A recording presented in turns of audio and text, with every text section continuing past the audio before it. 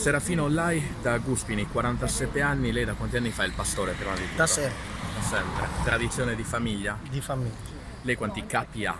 circa 600 capi, Tutte pecore. pecore. Adesso, pochi giorni a novembre, 1 euro al litro per il latte non si vede ancora.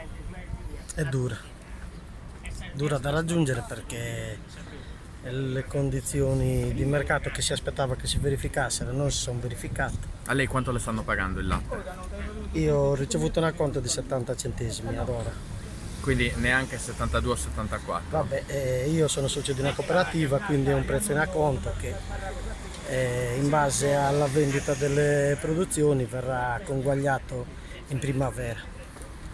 Quindi l'euro è lontano, 70 centesimi pagati al litro di latte si Ad riesce a vivere. oggi sembra quasi impossibile, almeno che la politica e tutto il sistema non tiri qualche coniglio dal cilindro, però la gente si sente un po' presa in giro perché Con 70 le centesimi si promesse che riesce sono a state vivere. fatte ma quando? Ma non si coprono neanche i costi di produzione. Stava parlando di promesse.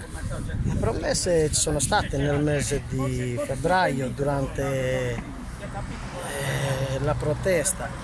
Ci sono Anche lei ha state- versato il Ci latte. sono state molte cose, ci sono state strumentalizzazioni. Io ho versato il latte per terra per una quindicina di giorni. Il suo è l'unico stipendio di questo termine che entra in casa. Beh sì, Lei è sposato, ha figli. no, non sono sposato. Però comunque lei orgogliosamente fa il pastore, Beh, quello certo, fa da sempre. continuerò a farlo.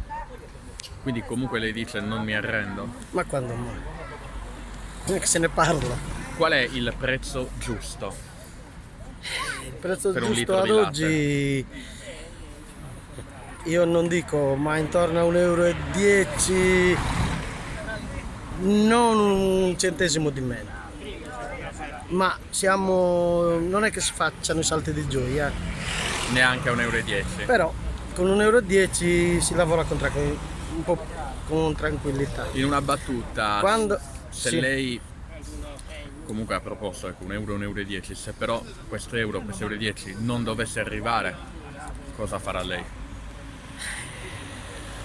Si continuerà a spingere la cinghia e a combattere affinché si realizzino le condizioni. Ci vogliono riforme strutturali del sistema da vedere in prospettiva, lungimiranti, non coperture dall'oggi al domani con escamotage per sopperire ai presunti aiuti di Stato con bandi indigenti e cose del genere.